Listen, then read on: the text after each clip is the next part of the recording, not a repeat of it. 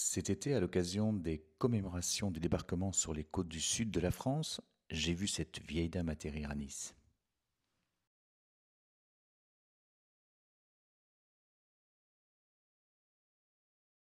Laissez-moi vous raconter l'histoire de cette légende. Le 31 mars 1931, une nouvelle secoue l'Amérique. Un Fokker F-10 de la TWA s'écrase dans le Kansas, tuant tous ses occupants, dont un célèbre entraîneur de football américain.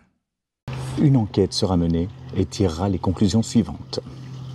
L'avion serait rentré dans une masse givrante, alourdissant la structure. À l'époque, quasiment toutes les structures d'avion étaient composées de bois.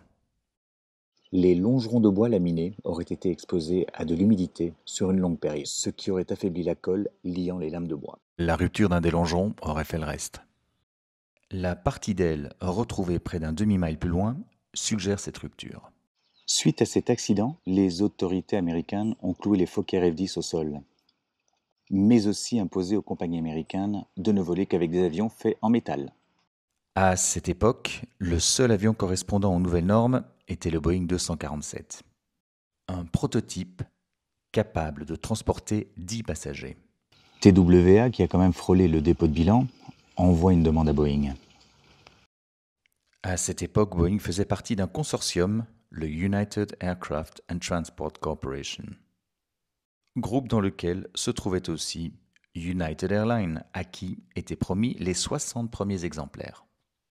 Le 2 août 1932, Jack Fry, vice-président en charge des opérations, se retourna alors vers un petit constructeur en Californie, Douglas. Il lui faut un avion, tout en métal, transportant 12 personnes sur une distance de 1500 km à une vitesse de 235 km/h, et doté de 3 moteurs.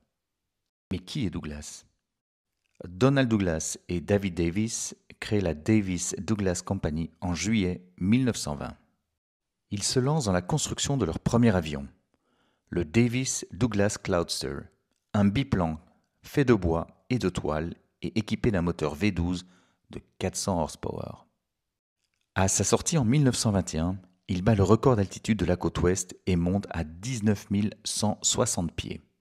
Mais l'avion connaît une avarie moteur lors de sa tentative de record de traversée des États-Unis, causant de graves dégâts. Davis perdra sa motivation et la Davis-Douglas Company sera dissoute. Douglas, fort d'une commande de l'armée et le paiement partiel des avions torpilleurs, demande à son ami Billy Henry de l'aider à lever les 15 000 $ nécessaires.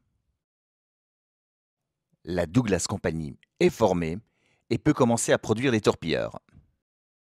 Mais revenons à ce 2 août 1932.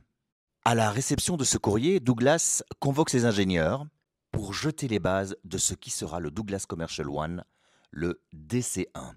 Les ingénieurs ont 10 jours pour décider les plans. L'avion n'aura pas 3 moteurs, mais 2. Les ingénieurs continueront à travailler sur les spécificités dans le train. Dans ce train qui les mène à New York, au siège de la TWA, les ingénieurs arriveront à convaincre TWA que 2 moteurs sont suffisants, eux qui en voulaient 3. Et TWA commandera un exemplaire avec une option sur 60. Le DC-1 fera son premier décollage le 1er janvier 1933. Ce tout premier vol ne se fera pas sans histoire, mais ça, on le découvrira une autre fois.